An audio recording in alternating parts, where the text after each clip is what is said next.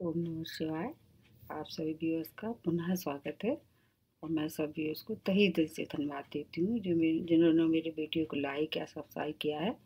और उनसे यही अपेक्षा रखती हूँ कि मेरे सब वीडियो को देखें, वो भले ही वो राशिफल के हों या किसी और चीज़ के हों। हर एक टॉपिक आपके लिए यूज़फुल होगा, मैं इस बात को मतलब पूरे विश्वास के संग कह सकती हूँ। तो आज मैं एक नया ऐसी छोटा सा टॉपिक लेके आई हूँ, वो सबके लिए यूज़फुल होगा। और उससे जो जिस टॉपिक में बताने वाली हूँ वो जीवन के लिए एक मतलब अति आवश्यक वस्तु है। वो उसके बगैर जीवन चलना मुश्किल होगा। तो वो है धन। मतलब धन का मतलब ये कि अपनी ज़रूरत के लायक धन मिलता रहे इंसान को। कई बार ऐसा होता है कि आदमी काफ़ी मतलब गरीबी में जीता, दरिद्रता में जीता है, उसके पास खाने पहनने तक की कमी होती है। तो ऐसे में वो जो स्थिति होती है वो थोड़ी दयनीय हो सकती है। तो एक तो ये कि आदमी कुछ चीज़ें अपने प्रारब्ध में लिखा के लाता है और कुछ अपनी जो बैड हैबिट्स होती हैं उनके द्वारा उसको जन्म देता है। तो जो प्रारब्ध में लिखा के लाता है, कई बार ऐसा भी देखा गया है कि मैंने देखे हैं कि कई लोगों के प्लैनेट अच्छे होते हैं, इस योग में उनके धन योग भी बने दिखाई देते हैं, लेकिन उनको पूरी तरह से उनका लाभ नहीं मिल पाता है। तो वहाँ पर भी थोड़ा सा इसको सुधार की आवश्यकता है कि अगर आपके हॉरोस्कोप में अच्छे हैं प्लैनेट और फिर आपको लाभ क्यों नहीं मिल रहा है, तो उस तरफ आपको ये वीडियो आपको ज़रूर लाभ पहुँचाने वाला है। तो अगर मान लीजिए आपके हॉरोस्कोप में सब कुछ अच्छा है, लेकिन फिर भी आपको धन की समस्या बनी हुई है, आपको हर चीज़ में परेशानी भुगतनी पड़ रही है धन को लेके। और धन क्या है, ये जीवन यापन के लिए एक माध्यम है। अगर आपके पास सही से धन नहीं होगा तो आपके हर काम में रुकावट होगी। आपको सामाजिक मान प्रतिष्ठा उतनी नहीं मिलेगी जितने कि आप हकदार हैं। तो उन सब कारणों को मैंने थोड़ा देखा और महसूस किया कि क्यों ऐसा होता है। उसके बारे में मैं आज बताती हूँ कि दरिद्रता एक उसकी मतलब मूल क्या है, उसका जड़ क्या है, क्यों ऐसा होता है लोगों के संग में। तो कुछ कुछ मैं उपाय बता रही हूँ उनको दूर करने के लिए और कारण भी बता रही हूँ। उसके बाद फिर उनके आप उसको देखिए और फिर उसको मतलब अप्लाई कीजिए और उसके बाद फिर मेरे को फीडबैक दीजिए। सबसे पहले तो ये देखना अति आवश्यक है कि आपका जो मुख्य द्वार है उस पर प्रकाश की व्यवस्था है कि नहीं। चाहे आपका घर कितना भी छोटा क्यों ना हो, आपका जो मुख्य द्वार है मतलब एंट्रेंस जो है उस पे आपको प्रकाश की व्यवस्था मतलब बहुत अत्यंत आवश्यक है, वो होनी ही चाहिए। कई बार ऐसा होता है कि आप पूरे घर की लाइट जला देते हैं, लेकिन आप जो मेन गेट है, आपका जो बाहर का मुख्य द्वार है, प्रवेश द्वार है, उसकी तरफ आपका ध्यान नहीं जाता है और वो आप उसको अंधेरे में रखते हैं। तो क्या हुआ ऐसे में कि अगर आप उसको अंधेरे में रखेंगे मुख्य द्वार को, तो आपके पास मतलब बेरोजगार रहेंगे, आपके पास रोजगार के अवसर नहीं मिलेंगे। और अगर आपके पास रोजगार नहीं होगा तो निश्चित रूप से आपको पैसा का आना जाना नहीं होगा। तो आपकी जो दरिद्रता है वो आपको लगातार आपके पीछे पड़ी रहेगी। तो आप जैसे ही संध्या समय हो आप उसको प्रकाशित कीजिए, चाहे छोटा सा एक बल्ब लगा दीजिए। बहुत बड़े बल्ब की ज़रूरत नहीं है, बस अंधेरा नहीं होना चाहिए। तो एक तो ये कारण है। अब दूसरा और कारण है कि जैसे अपने घर में वैसे तो सबके यहाँ एक खाने का मतलब स्थान निश्चित होता है जहाँ बैठ के सब खाना खाते हैं, चाहे किचन में हो। वैसे किचन में ही खाना सबसे अच्छा होता है, लेकिन कई बार ऐसा होता है कि आजकल जो जनरेशन हो गई हैं नए नए, वो क्या करती हैं कि वो अपने खा लेती हैं खाना, अपने कमरे में खाती हैं और वहीं उनके बर्तन छोड़ देते हैं खा के। तो वो एक बहुत दरिद्रता का बढ़ाने वाला पॉइंट है। तो अपने जो जूठे बर्तन हैं वो कभी भी इधर उधर नहीं रखना चाहिए, चाहे वह खाने के हों और चाहे वह पीने के हों। मतलब चाय के कप वगैरह या पानी की ग्लासेस, ये इस तरह से जो बर्तन होते हैं जूठे बर्तन, वो आपको जहाँ आपका वॉश बेसिन है या जहाँ आप अपने मतलब जूठे बर्तन रखते हैं वहाँ पर डालना चाहिए हमेशा। ये मतलब आपका पानी पी लिया या आपने चाय पी ली या खाना खा लिया, उनको वहाँ पर अपना जो उनका डिश वाश है उसमें रख दीजिए, ताकि मतलब जूठे बर्तन इधर उधर बिखरे ना हो। अगर ऐसी कंडीशन में जहाँ आपके बर्तन पूरे घर में जूठे बर्तन बिखरे होंगे तो दरिद्रता आपका पीछा नहीं छोड़ेगी, ये मान के चलिए। तो ये आपको विशेष ध्यान रखना है। और कई बार ये आदतें क्या होती ना, एकदम से नहीं होती हैं। बच्चों को शुरू से ही इस तरह से ट्रेंड करना चाहिए कि खा के बर्तन कहाँ, जूठे बर्तन कहाँ रखना है, कहाँ छोड़ना है। तो इस तरह से आपको अगर बच्चों में शुरू से हैबिट डाली जाए तो उनको फिर अलग रोज रोज नहीं कहना पड़ेगा। एक तो ये कारण भी होता है। अब तीसरा क्या है कि जैसे आपके घर में अगर मान लीजिए बहुत बड़ा घर नहीं है आपका, मान लीजिए छोटा सा घर है, कई जैसे बड़े बड़े जहाँ पर सिटी हैं वहाँ पर बहुत बड़े घर नहीं होते हैं। तो छोटे घर में भी क्या करना चाहिए, भले ही आप एक छोटा सा स्थान बना लें और हो सके तो ईशान कोण का मतलब करें। अगर नहीं हो रहा है संभव ईशान कोण का मिलना, तब भी एक कोना ऐसा अवश्य बनाना चाहिए पूजा के लिए। तो अगर आपके घर में पूजा का स्थान नहीं है तो नियम से पहले तो पूजा का स्थान तय कीजिए और फिर उसको क्या करना चाहिए, नियम से वहाँ पर धूप दीप करना चाहिए। मतलब सुबह शाम दोनों टाइम थोड़ी देर के लिए वहाँ पर धूप दीप अवश्य ही करना चाहिए। मतलब जो पूजा स्थान आपने बनाया है उसको जागृत करना चाहिए।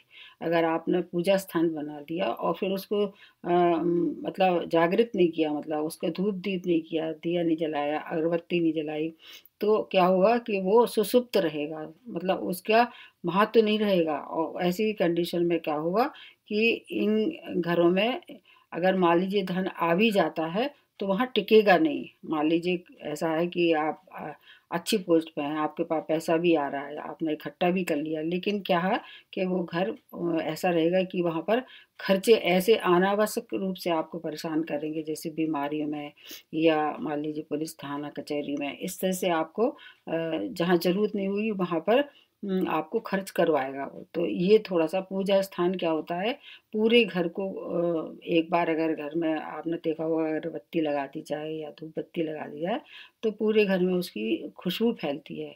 तो उससे क्या होता है, घर की नेगेटिविटी जो होती है ना, वो दूर होती है। उसका मुख्य तरह से साइंटिफिक रीज़न ये है। तो ये अवश्य करना चाहिए कि चाहे जितना भी छोटा घर हो उसको मतलब एक स्थान आप जैसे अपने घर के मेंबर होते हैं, आपका कितना भी छोटा घर हो, आपके अगर माता-पिता हैं, बच्चे हैं, सबके लिए आप जगह रखते हैं ना घर में, ठीक उसी तरह भगवान के लिए भी एक छोटा-सा कोना। हालाँकि वैसे तो भगवान सब जगह विद्यमान होते हैं, पर ये एक अपनी भावना होती है दर्शाने की कि आप मतलब मेरे घर में आइए और मेरी अपने ही लिए क्या करता है इंसान, ये मेरी हेल्प कीजिए। तो एक तो ये पॉइंट हो गया। और उसके बाद एक और जो ज़्यादातर लोगों को ध्यान ही नहीं रहता है कि क्या है ये, चलो एक एक बूंद पानी गिर रहा है किसी के नल से तो चलने तो क्या फ़र्क पड़ता है। पर नहीं, ये बहुत गलत बात है। अगर आपके घर का कोई टैप खराब है और उसमें लगातार पानी बह रहा है, चाहे वह एक एक बूंद ही क्यों ना हो, तो उसको तुरंत ठीक कराना मतलब चाहिए, सबको चाहिए। वैसे तो उसके एक और कारण है कि पानी की बर्बादी क्यों की जाए, क्योंकि जगह जगह सूखा पड़ रहे हैं, लोग सुसाइड कर रहे हैं, पानी की किल्लत लगातार बढ़ रही है। एक तो ये भी उससे नुकसान है। दूसरा, आपके घर का जैसा कि पानी मतलब एक संकेत देगा ये कि जिस तरह से पानी बह रहा है, आपके घर में भी पैसा नहीं टिकेगा और उस तरह से धीरे धीरे करके पैसा खिसकता जाएगा और आपको पैसे की किल्लत झेलनी पड़ सकती है। तो ये बहुत आवश्यक है कि पानी को रोक लगाना चाहिए। कभी भी ऐसा ना हो कि पानी मतलब की तरफ आपका ध्यान ना जाए और बाकी आप व्यस्तता का एक बहाना बनाएँ कि टाइम ही नहीं मिलता है। इतना टाइम सबके पास रहता है कि आप अपने जब आपका ऑफ डे हो, जब आपको समय हो, उसको ठीक कराएँ। तो एक ये भी कारण होता है। और इसके बाद सबसे इम्पोर्टेंट एक और कारण है जो कि अधिकतर लोगों के समझ में नहीं आती है। जो आपके घर की जो महिलाएं हैं, चाहे आपकी बेटी हो, बहू हो, चाहे आपकी बहन हो, चाहे माँ हो, चाहे पत्नी हो, मतलब जो भी महिलाएं हैं, जो उनको क्या है उनके संग मतलब ऐसा अच्छा व्यवहार होना चाहिए, उनका अपमानजनक उनके संग व्यवहार नहीं होना चाहिए, मतलब उन्हें ससम्मान घर में जगह देना चाहिए। जिस घर में महिलाओं का आदर नहीं होता है, वहाँ कभी भी लक्ष्मी का वास नहीं होता है। ये मान के चलिए, अगर आपके घर में महिलाएं हैं, उनका अनादर हो रहा है, उनके संग अच्छा व्यवहार नहीं हो रहा, तो वो आपके घर से लक्ष्मी रूठ जाएंगी। मतलब कैसे कहते हैं ना, पुराने से कहते आ रहे हैं कि महिलाओं लक्ष्मी का वास होती हैं। मतलब जो महिलाएं होती हैं, आपके घर में लक्ष्मी का आगमन किस तरह से होगा वो आपको दर्शाती हैं। तो आपके घर में जो महिलाएं हैं, उन महिला सदस्य जो भी हों, उनके संग सम्मानजनक और अच्छा व्यवहार होना चाहिए। उनको कहीं भी अपमानित नहीं करेंगे आप, नहीं तो क्या होगा कि आपके यहाँ पैसा आना बिल्कुल बंद हो जाएगा।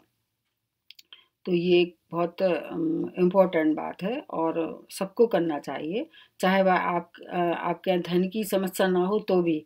क्योंकि ये ऐसा नहीं है कि अगर जिसके यहाँ धन है और वो रिच है, तो वो अपनी महिलाओं को हे दृष्टि से देखे या उनके संग दुर्व्यवहार करे। तो ये भी मतलब है कि धन आने के बावजूद भी आपको महिलाओं को सम्मान देना चाहिए। तो ये एक पॉइंट हो गया। अब उसके बाद एक और मतलब आज के जनरेशन में है, और अब थोड़ा सा ज़्यादा प्रचलन हो गया है कि अब आजकल किसी को टाइम नहीं है। सब अपनी अपनी जगह या तो बाहर खाना खा लेते हैं, या फिर कभी किसी का टाइम नहीं है। कि एक समय था कि सब लोग मिलके घर में खाना या नाश्ता कोई भी एक मतलब लेते थे, चाहे वह किसी भी, चाहे डिनर हो, चाहे लंच हो, चाहे सवेरे का ब्रेकफास्ट हो, कुछ भी हो, एक साथ लेते थे। अब लेकिन जो न्यू जनरेशन आ रही है, उसको टाइम ही नहीं है। उसको पार्टियाँ और उसके दोस्त और उसकी सहेलियाँ, ये सब क्या है कि इनसे घर की जो एक एकता थी, उसमें काफ़ी बिखराव सा आ गया है। तो कोशिश ये करना चाहिए कि कम से कम जो वीकेंड है, मतलब कि जो ऑफ डे हो, ऐसे सबके, चाहे कोई कितना बिजिएस्ट क्यों ना हो, उसके जीवन में एक दिन कम से कम ऐसा अवश्य निकाला जा सकता है कि सब लोग एक मील जो भी हो, समस्या चाहे डिनर की हो चाहे लंच की हो, एक साथ खाना खाएं। और एक साथ खाना खाने के साथ अकेला खाना ना खाएं, उसके संग साथ क्या करें कि मतलब भगवान का भजन करें, पूजन करें, या कैसे भी जिसमें भी आपको आस्था हो, उसकी उपासना करें एक साथ मिलके। पहले भजन पूजन करें, उसके बाद फिर एक साथ बैठ के खाना खाएं। अगर बहुत अच्छा हो अगर ये काम मंगलवार या शनिवार को किया जाए, क्योंकि शनिवार को ज़्यादातर लोगों के पास समय रहता है। अगर फिर भी इसके बावजूद भी नहीं हो समय, तो संडे के दिन भी आप ये कर सकते हैं।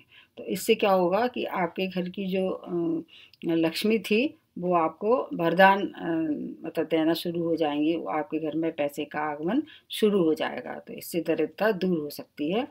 और इसके अलावा और एक पॉइंट है कि इसमें जैसे आपके घर में क्या होता है कि आप इतने सारे जूते चप्पल खरीद के रख लेते हैं, और जिनका आपको खुद भी मालूम नहीं है कि आपके पास कितने जूते चप्पल हैं। और कई कई तो ऐसे होते हैं कि उनको आप मतलब भूल ही जाते हैं और पहनने भी छोड़ देते हैं। तो ऐसे जो जूते चप्पल आपके घर में हैं, उनको क्या करना चाहिए, आपको घर से ऐसे लोगों को दे देना चाहिए जो उनका उपयोग करें। मतलब उनको ऐसे जूते चप्पल को रखने से क्या लाभ है जो आप उसका कभी यूज भी नहीं करें और वो भूल भी जाएं उनको। और इस तरह से ऐसे लोगों को दे देना चाहिए वो जो कि उनका उपयोग कर सकें। तो आपके घर की दरिद्रता इस तरह से दूर हो जाएगी, और अगले के पास जो उनके पास जो ज़रूरत थी, उनकी पूरी हो जाएगी। तो ऐसे लोगों को ये दे देना चाहिए। तो ये भी एक बहुत इम्पोर्टेंट पॉइंट है कि ज़्यादातर लोग इस बात पे गौर ही नहीं करते हैं। उन्हें खुद भी नहीं मालूम होता है कि उनके यहाँ कितने लोग हैं जो कितने जूते चप्पल है, कितने जोड़ उन्होंने लेके रखे। यही बात कपड़ों पे भी लागू होती है कि अगर आपके पास अत्यधिक कपड़े हैं, मतलब आपकी अलमारी में नहीं भर रहे हैं, पूरे घर में कपड़े ही कपड़े दिखाई दे रहे हैं, तो आप देख लीजिए जो आपको पसंद नहीं है या आपने पहन लिया है, अब आपका मन भर गया उससे, तो आप किसी ऐसे लोगों को जो ज़रूरतमंद हैं, उनको डोनेट कर दीजिए। तो आपके घर की दरिद्रता भी दूर होगी और दूसरे की आवश्यकता भी पूरी होती रहेगी। इस तरह से ये थोड़े-थोड़े से मतलब घर की छोटी-छोटी सी बातें हैं ये, लेकिन ये बहुत कहना चाहिए महत्वपूर्ण है। और ये आज़मा के देखिए आप। अकेले सुनने से काम नहीं चलेगा। आप इसको प्रैक्टिकली इसको करके देखिए, निश्चित रूप से आपको फ़ायदा होगा। क्योंकि धन अगर आपके पास आता भी है और टिकता नहीं है, तो फिर उसका आना और ना आना बराबर ही है। तो ये मैंने कोशिश की आपको समझाने की कि अगर आप दरिद्रता से जूझ रहे हैं, जो कि एक बहुत बड़ा अभिशाप है। कई बार आदमी को पैसे की वजह से, एक पैसे की वजह को इसके लिए मोहताज होना पड़ता है। और एक समय के बाद ऐसा आता है कि फिर कोई भी आपकी हेल्प नहीं करता है। जहाँ अपने भी कभी कभी आपकी तरफ से मुख मोड़ लेते हैं। तो इन सब छोटी छोटी बातों को ध्यान में रखे हुए अगर आप आगे बढ़ेंगे, तो मुझे पूरा विश्वास है कि आपको कुछ न कुछ अवश्य लाभ होगा। और यदि फिर भी आपकी कोई समस्या है, तो आप मेरे को मेल लिखिए। मैं आपकी जितनी दुविधा होगी उसको दूर करने की पूरी कोशिश करूँगी। आज के लिए इतना ही। नमस्ते और धन्यवाद।